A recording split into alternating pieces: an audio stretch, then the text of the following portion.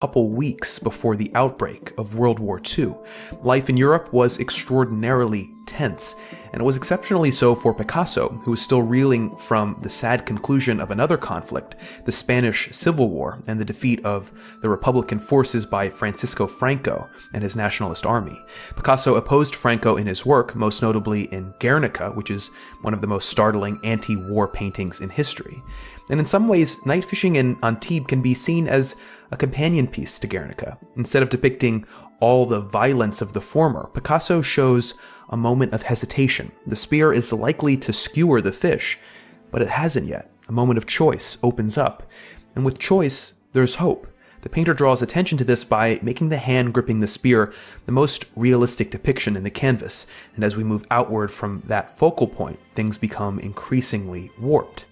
And yet, even with this hesitation, the scene is suffused with a sense of almost apocalyptic apprehension. The light at the top resembles a spiraling comet as much as it does a moon or a lamp, juxtaposed next to a frightening blotch of red, the painting's only use of that color. The moths are like portents buzzing around the heads of the fishermen. The jetty that the women stand on is unsteady. The town in the background is a mess. And these feelings could be a prescient imaging of the coming destruction of Europe. Certainly the feeling in the air was hard to miss.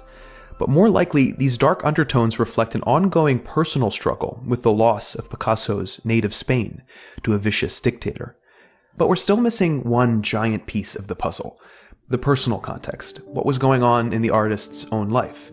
In this respect, it's worth it to ask who these people could possibly represent. First, let's look at the women. While they both seek to get the attention of the fishermen, they do so in different ways.